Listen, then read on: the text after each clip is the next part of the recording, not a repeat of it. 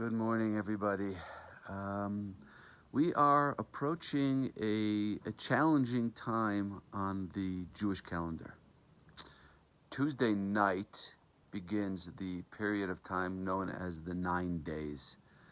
These 9 days are the first 9 days of the month of Av, and they're designated on the calendar as pretty intense days of mourning.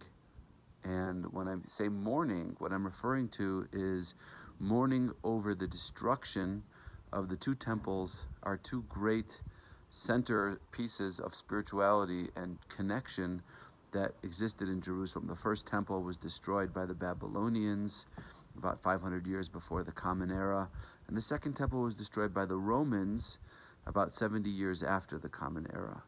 And during these 9 days, we ramp up the intensity of our mourning to the point where we don't listen to music, we don't eat meat, we don't drink wine except for on Shabbos, and other things as well regarding mourners, practices of mourners. And I think we should understand what this is all about so that we can use, like everything else on the Jewish calendar, we can use these opportunities, these moments as opportunities for growth instead of just seeing them as something to get through. So just to start off the conversation, I will say that there's a misconception that mourning means that we're just supposed to be kind of wallowing in sadness or in pity during these days.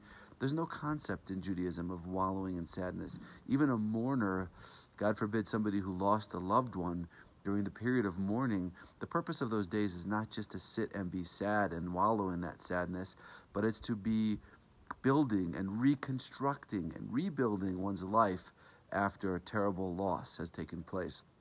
And the same thing is true with these days. These 9 days leading up to Tisha B'Av, the 9th day of the month of Av, are days of rebuilding ourselves individually, as communities, as the Jewish people. And in a sense, in a strange sense, these are days of hope because, it's pretty amazing. For 2,000 years, Jews have been mourning the destruction of the temple, and even longer if you consider the first temple. And yet we haven't given up hope all this time. We still have a dream, a vision that one day we will see everything restored to its former greatness and to the way things are supposed to be. And that hope gives us strength to push on individually in our lives through difficult times, and as a nation, as we face these days leading up to Tisha B'Av. These are days that are positive in a certain way. These are days that are constructive.